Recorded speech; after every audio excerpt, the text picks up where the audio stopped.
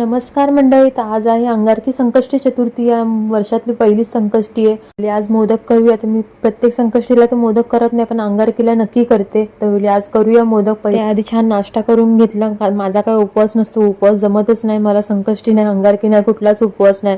फक्त आपले ते गुरुवारचे व्रत असतात ते मोडायला नको म्हणून ते करते मी. मला ना खूप आधीपासूनच पित्ताचा त्रास आहे, तर तो त्रास होण्यापेक्षा नंतर मग नाहीच पकडत मी उपवास. मग ते डोकं वगैरे दुखणार, मग ते कशात मन नाही लागणार, त्यापेक्षा उपवास नाही पकडत. पण मनापासून सकाळची देवाची पूजा, संध्याकाळची पूजा आणि असं काय असेल तर नैवेद्य वगैरे पूर्ण बनवत. मला करायचे होते तांदळाच्या उकडीचे मोदक, पण तांदळाचं पीठच काय घरामध्ये अवेलेबल नव्हतं. मग पटकन आपलं चपातीचं पीठच मळलं आणि त्याचेच आपले मोदक करून टाकले तळणीचे. हे पण खूप घाईघाईत बनवले, पण घाईघाईत बनवलेल्या पदार्थांना बघा तुम्ही नेहमीच छान होतो. हे पण एकदम खुसखुशीत झालेले आणि एकदम गोड वगैरे मस्त एकदम परफेक्ट झालेलं सगळं. नंतर मग दोघांनी छान जेवण करून घेतलं. यांना पण आज सुट्टी होती, तर कमी वेळ भेटतो असा की दोघं पण दुपारचं वगैरे किंवा संध्याकाळचं जेवणाला सोबत असतो. संध्याकाळी चहा वगैरे घेतला आणि थोडं बाहेर जायचं होतं, त्यासाठी तयारी करायला घेतली फटाफट. तर कुठे चाललोय तुम्हाला नेक्स्ट ब्लॉग मध्ये कळेल. तर भेटूया पुढच्या ब्लॉग मध्ये. तोपर्यंत बाय.